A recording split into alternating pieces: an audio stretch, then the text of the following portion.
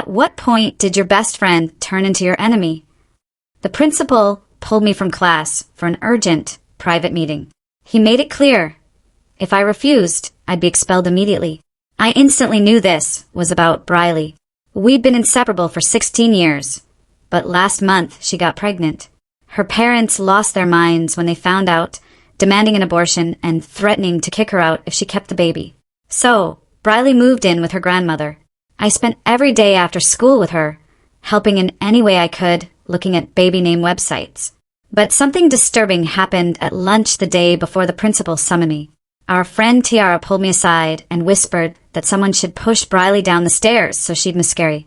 She claimed it would solve all Briley's problems and get her parents to take her back. I immediately snapped, "You're not Dr. Doom. That's the most messed up thing I've ever heard. You need to stay away from Briley if you're thinking like that." Principal Porter led me to the conference room, and there she was, Briley, sitting at the table, sobbing. Tiara was there too, and 2 police officers stood by the door. My legs started shaking. Briley wouldn't look at me, clutching her small baby bump like she was protecting it. Before I could ask what was happening, Tiara started talking. She told everyone I'd come to her with a plan to push Briley down the stairs. She claimed I was jealous of all the attention Briley was getting for being pregnant, said I'd been talking about it for days, and even researched which staircase would cause the most damage, so her belly would go splat.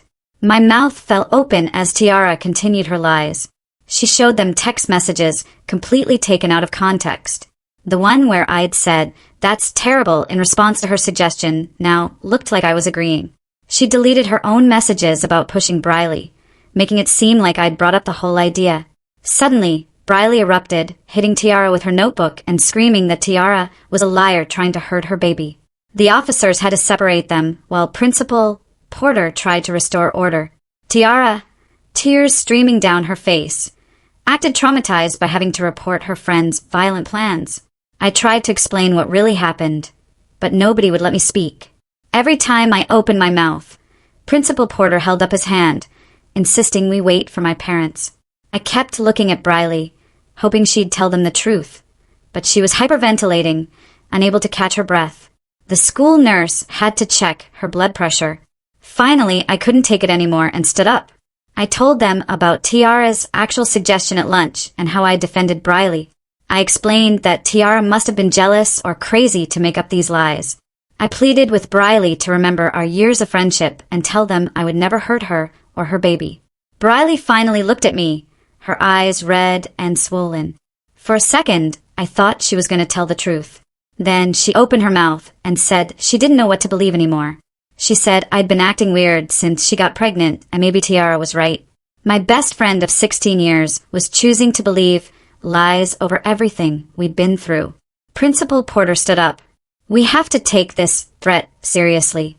You need to pick up your things. The police are here to escort you out. You pose a threat to the baby, and we can't allow you near Briley or on school grounds until this is resolved." I stood in shock. That night, my phone buzzed with a text. Tiara had sent me a smiley face. I sat on my bed, staring at that smiley face for what felt like hours. My hands wouldn't stop shaking, and I kept reading it over and over, wondering if I'd misunderstood. Downstairs, I could hear my parents' voices getting louder. Mom was saying the school had to be wrong, and Dad kept asking if maybe I needed help. That word made my stomach turn because I knew what he meant. He thought maybe I really had planned to hurt Briley and her baby. I pressed my palms against my eyes, trying to block out everything, but images from that conference room kept playing in my head. Briley's face when she said she didn't know what to believe, the way Principal Porter looked at me like I was dangerous, those police officers ready to grab me. My phone lit up again with another notification, but I couldn't look at it. Then I heard footsteps on the stairs. Mom pushed open my door without knocking and sat down on the edge of my bed. She didn't say anything at first. Her face looked tired and worried, but not angry. She asked me to tell her everything from the very beginning. I started with lunch yesterday, when Tiara pulled me aside and whispered about pushing Briley down the stairs. Mom's eyes widened as I explained how Tiara said it would solve all Briley's problems and her parents would take her back. I told her how I'd said it was the most messed up thing I'd ever heard. When I showed Mom the smiley face text, her whole face changed. She grabbed my phone, took a screenshot, and said we needed to document everything right now while it was fresh. The next morning, I woke up to my phone going crazy with notifications. Screenshots of Tiara's version were spreading through every group chat. People from elementary school were calling me a monster. Someone said I should be in jail. Another person posted they always knew something was wrong with me. I turned off my phone, but knew the damage was already spreading everywhere. Dad came home early from work, carrying a thick envelope from the school. His face was pale as he handed it to me. The letter said I was under emergency removal pending a disciplinary hearing. It listed potential consequences, including permanent expulsion and criminal charges for making threats against a pregnant student. My stomach dropped when I read the hearing wouldn't be for at least 2 weeks. 2 weeks of everyone thinking I wanted to hurt my best friend's baby.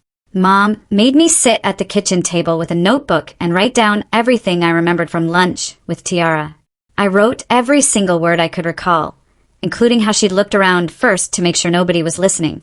Mom helped me check my phone for messages between me and Tiara, but something weird happened. Our entire text history from the past week was completely gone. The only messages left were the ones Tiara had shown at school, where I said, "That's terrible," with no context. It looked exactly like I was agreeing with some plan. Mom's face hardened, and she said someone had tampered with evidence. I tried calling Briley, but her number went straight to voicemail. Then I remembered she was staying with her grandmother, so I looked up that number. It rang 4 times before going to the answering machine. I left a message saying I would never hurt Briley or her baby and begging her grandmother to help Briley remember our 16 years of friendship. The silence after I hung up felt like another betrayal. Nobody was going to help me. 3 days passed with me stuck at home while everyone else at school spread lies. Then an email showed up about counseling services available during my removal. Mom read it over my shoulder and said it might help to have someone official documenting my side of the story. We scheduled an appointment with someone named Hi Green for the next day. Mom drove me to the district office where Hi worked. She turned out to be younger than I expected, maybe late 20s with curly hair and kind eyes. She actually listened without interrupting while I told her everything.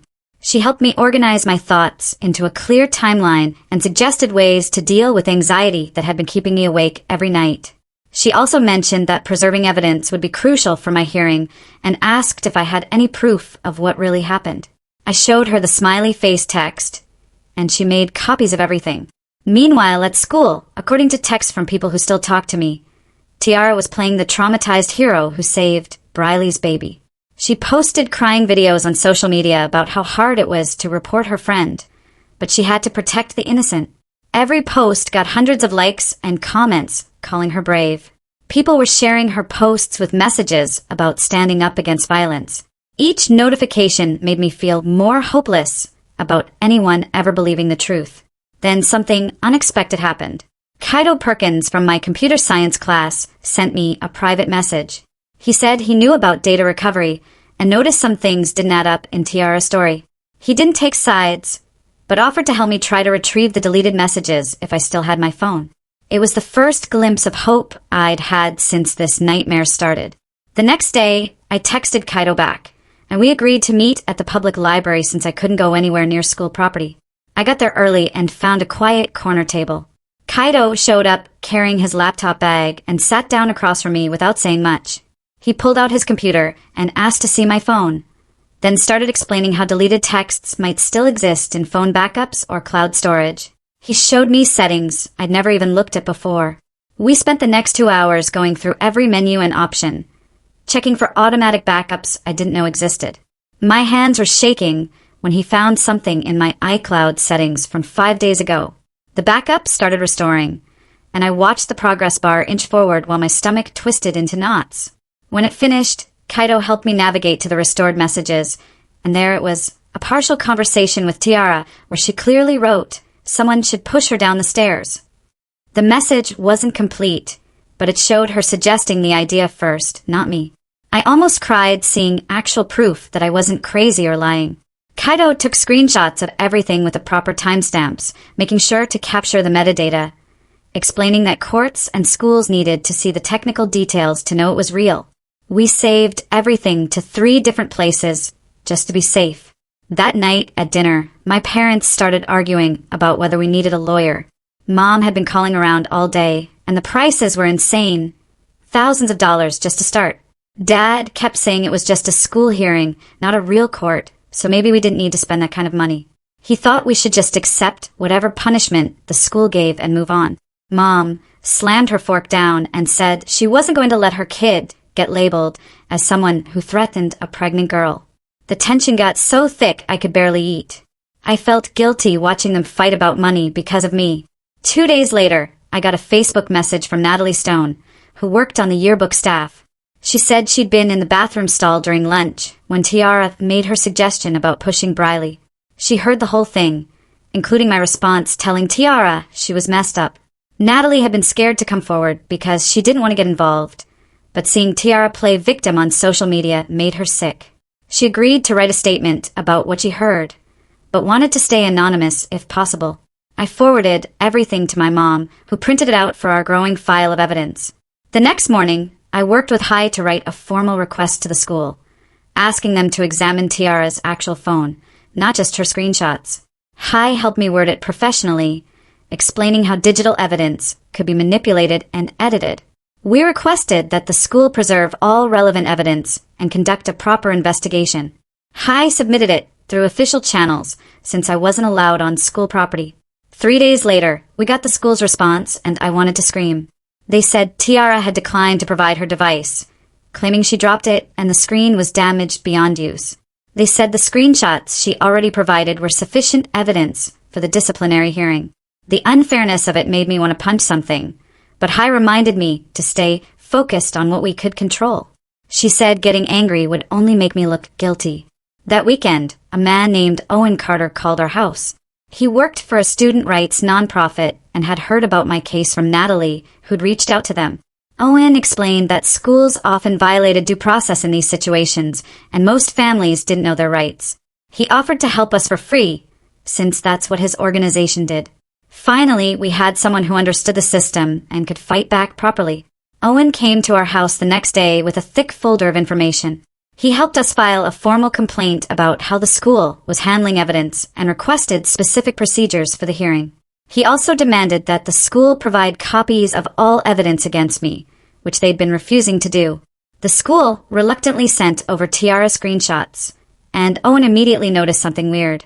The metadata on her screenshots showed inconsistent creation dates, like some were made days after she claimed to receive them.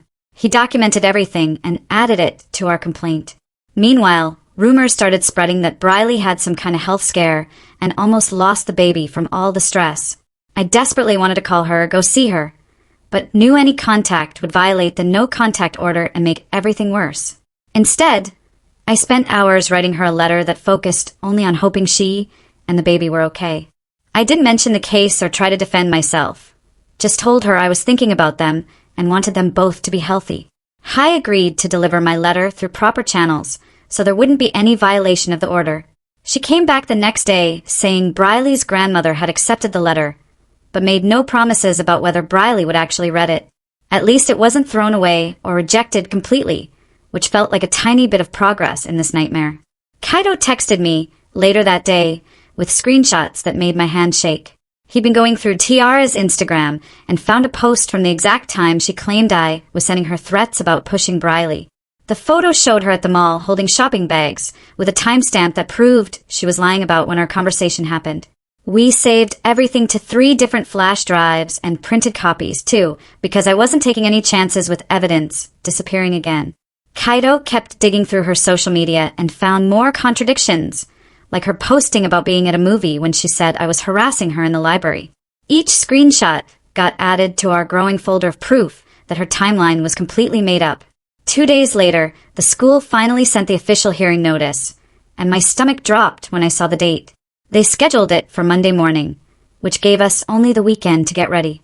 Owen came over that night and ran practice questions with me for 3 hours straight. He'd ask something and I'd answer. Then he'd tell me how to say it better without getting emotional or defensive. Mom went through my closet looking for appropriate clothes, while Dad sat at the kitchen table, finally saying he was proud of how I was handling everything. The change in his attitude made me tear up, but I couldn't afford to fall apart now. Natalie showed up Saturday morning with a copy of the student handbook that she'd highlighted and tabbed. She found the exact policy stating that in disciplinary cases involving digital evidence, both parties had to provide equal access to their devices for verification.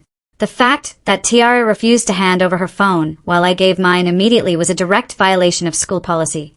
Owen took notes on everything Natalie found and added it to our formal arguments for the hearing. He said this could be the key to showing the school wasn't following their own rules.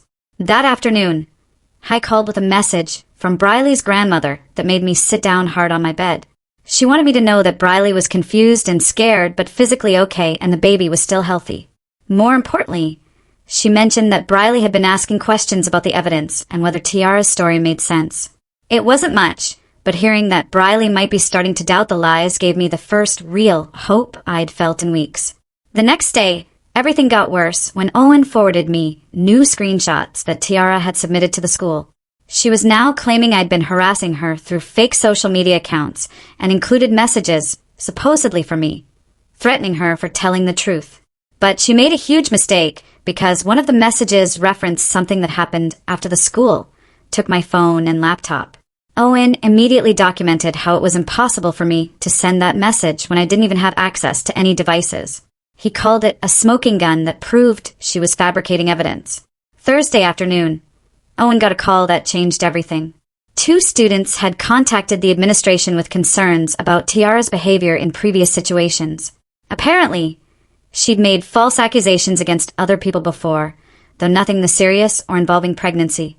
One girl said Tiara accused her of stealing money from her locker until security footage proved Tiara never had money there at all.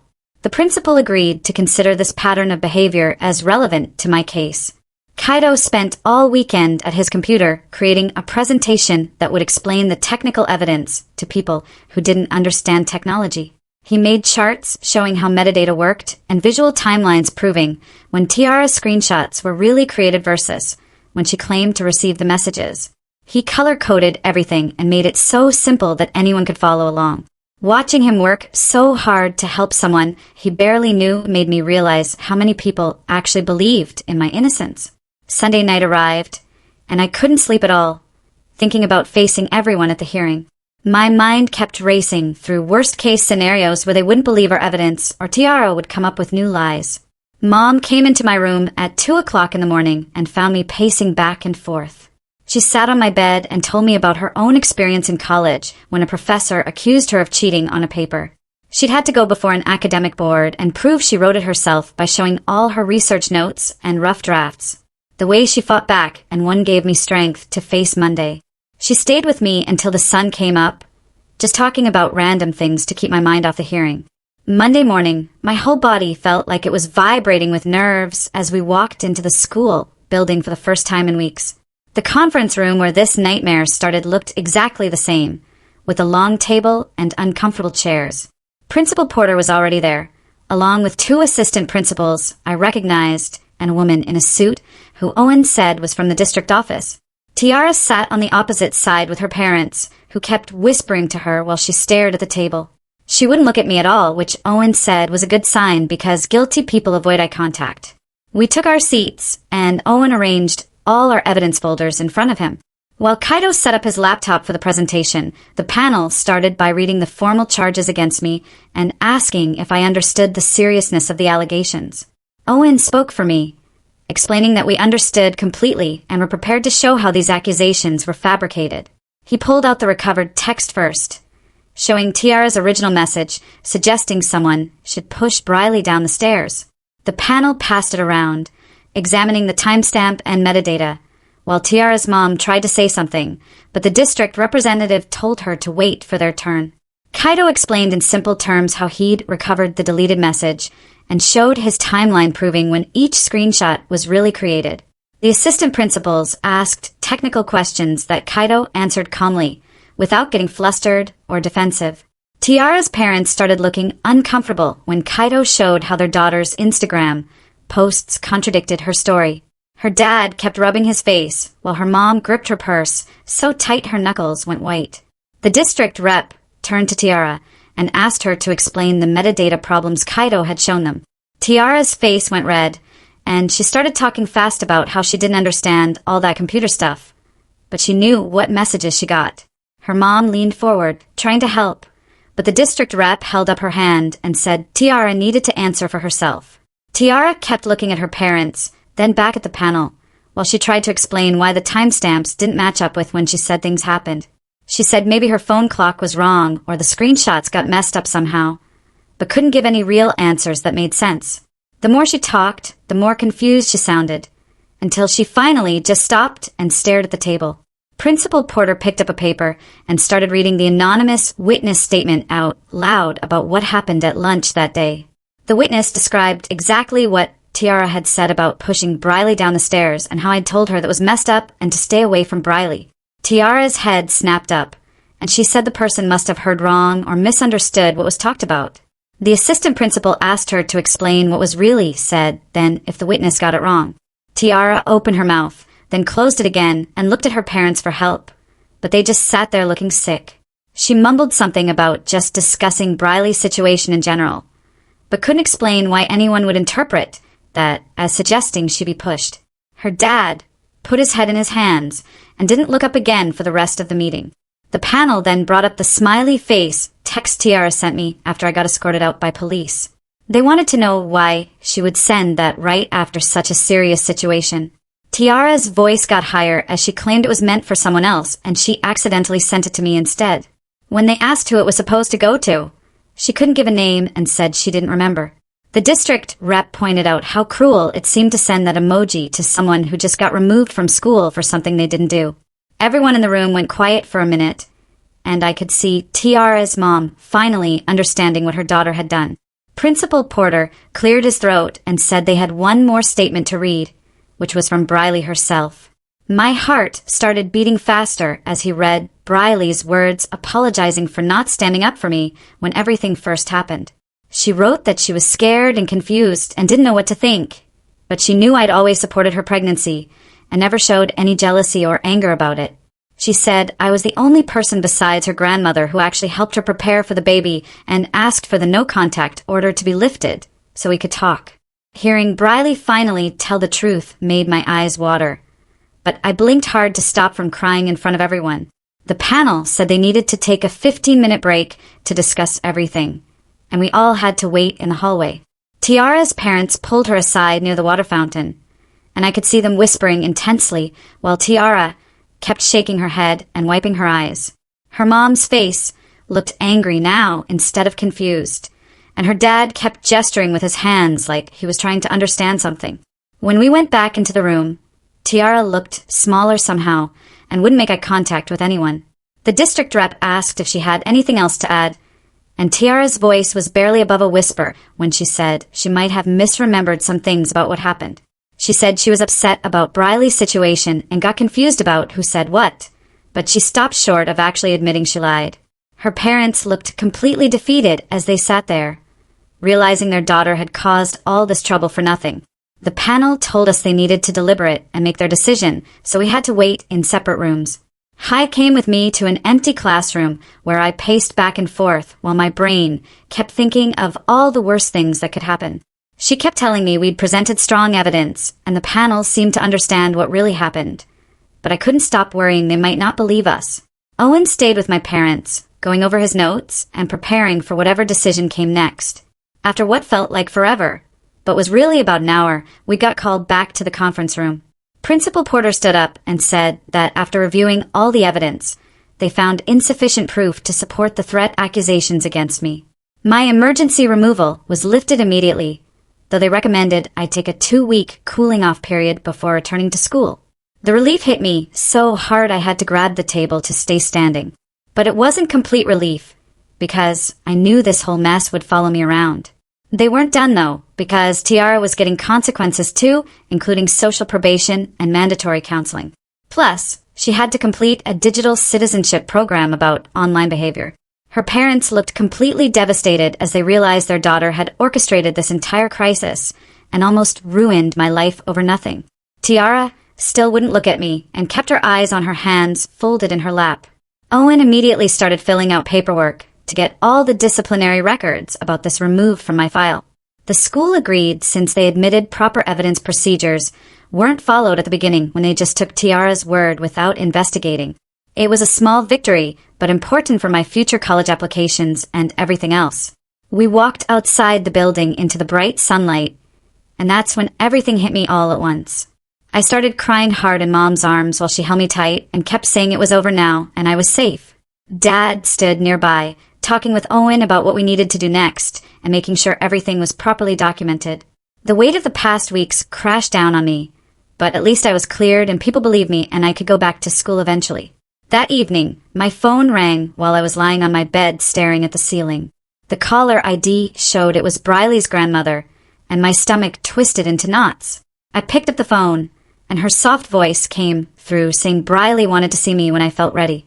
My throat got tight, and I gripped the phone harder. The hurt from Briley not believing me at first still burned in my chest. I told her grandmother I needed a few days to think about everything, but I still cared about both of them. She said she understood and hung up quietly. My phone buzzed with a text from Kaito saying he was proud of how I handled a hearing. He offered to help me catch up on all the computer science work I'd missed during the suspension. Another notification popped up as Natalie added me to a group chat called We Believe You with other yearbook staff members. I scrolled through the messages and saw names of people who'd been supporting me behind the scenes this whole time. My eyes got watery seeing how many classmates actually believed my side of the story. The next morning, Mom brought me a printed email from the school district about updating their digital evidence policies. They didn't mention any names, but the changes were clearly because of what happened with my case. The new rules required actual device examination instead of just screenshots for serious accusations. At least other students wouldn't go through what I did with fake evidence. 2 weeks passed slowly with me, doing school work from home and trying to prepare mentally for going back. The cooling off period felt both too long and too short at the same time. I spent hours catching up on assignments with Kaito's help over video calls. Natalie sent me yearbook photos to edit, so I could still contribute even while away from school. Finally, the day came to return, and my hands shook as Mom drove me to the front entrance. Walking through those doors felt like entering a different world than the one I'd left. Some kids immediately came up apologizing for believing Tiara's lies without questioning them. Others turned away and pretended not to see me walking down the hall. A few acted completely normal like nothing had ever happened, which felt the strangest of all. The best news came when someone mentioned Tiara had transferred to a private school across town. Not having to see her face made everything so much easier to handle. During first period, the teacher welcomed me back without making a big deal about it. At lunch, I sat alone at first until Kaito and Natalie joined me with our trays. We talked about normal stuff like upcoming tests and weekend plans instead of the drama. Walking to my next class, I had to pass the staircase near the science wing. This was the spot where Tiara claimed I'd planned to push Briley down the steps. I stopped and looked at those concrete stairs for a long moment. Instead of anger, I just felt sad about how one person's lies almost destroyed everything. I forced myself to keep walking and focus on moving forward with my life.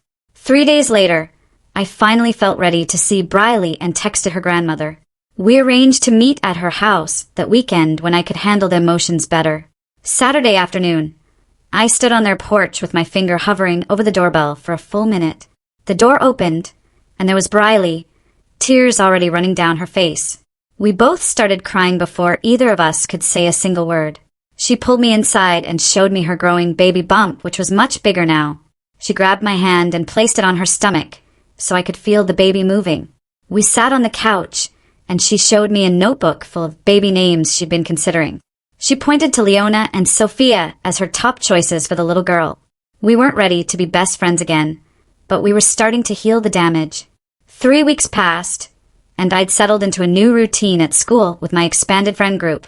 A letter arrived at my house with Tiara's name on the return address. Mom wanted to throw it away, but Owen said I should read it for legal protection. Inside was a typed apology that her counseling program required her to write to me. The words felt empty and forced, like she was just checking off a requirement. She wrote about being sorry for the misunderstanding, but never admitted to lying on purpose. Owen told me to accept it formally in writing to protect myself if she tried anything again. I wrote a brief response saying I received her apology and expected no further contact between us. Natalie invited me to join the yearbook staff officially since I'd been helping during my suspension. We started working on a special feature about student rights and what to do if falsely accused. The administration clearly didn't love the idea, but they couldn't stop us from educating other students. We interviewed Owen about due process and included information about preserving evidence and getting advocates. The article would run in the next issue to help protect future students from similar situations. Briley started eating lunch with our group, which now included Kaito, Natalie, and a few others. Our friendship felt different now, with more boundaries, but maybe more honesty, too. She told us the baby was definitely a girl and asked if I'd help plan the baby shower. I said yes, but knew things would never be exactly like before between us. My parents finally stopped checking on me constantly and asking if I was okay every hour. They told me they were proud of how I'd fought for myself through everything. Dad even made a joke about me becoming a lawyer someday after seeing me handle the hearing. Life slowly returned to something that felt almost normal. Even though everything had changed, the experience taught me about documenting everything and standing up for truth, even when nobody believes you. Most importantly, I learned that real friends will eventually see through lies if you keep fighting. The nightmare was over, and I could finally breathe again without that weight on my chest. 2 weeks later, Principal Porter called my parents, asking for a meeting about new school policies. We sat in his office while he explained how the district was making all administrators take training on digital evidence and false accusations.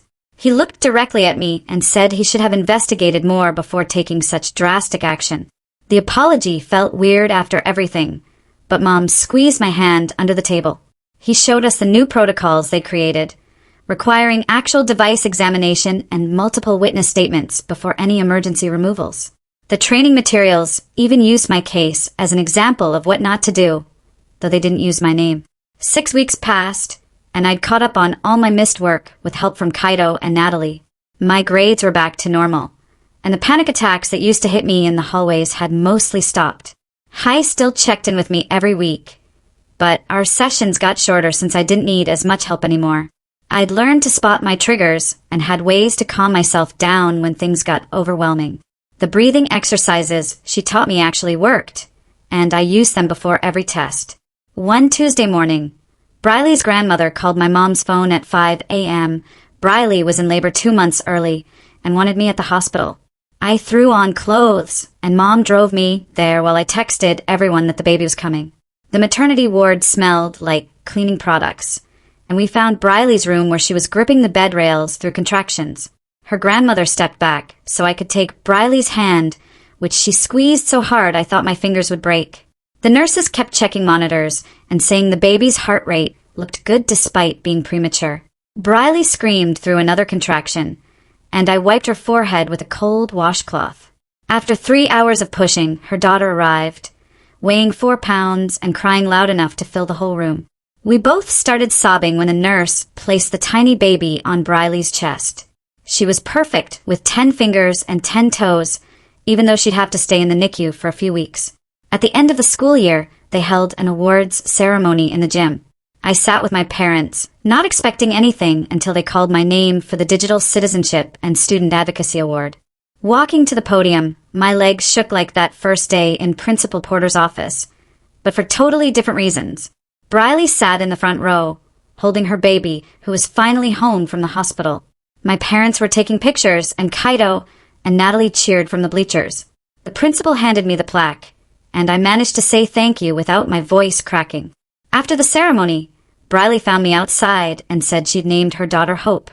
She explained it was because I gave her hope when everyone else judged her for getting pregnant at 16.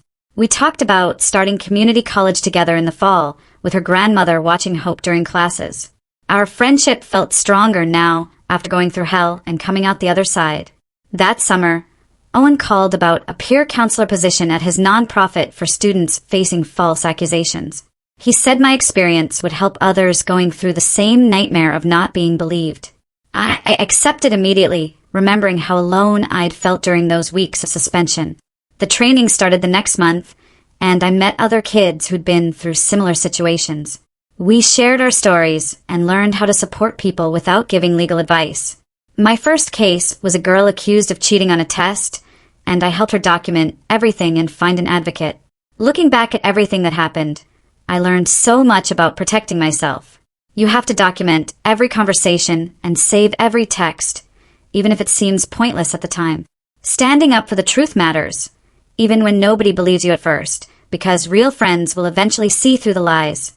The whole experience made me stronger than I ever thought I could be. Now my life feels genuinely good, with friends who stood by me when it mattered most. Briley and I hang out with Hope almost every day, and she's already smiling at us. My work with the nonprofit gives me purpose, helping kids who feel as lost as I did.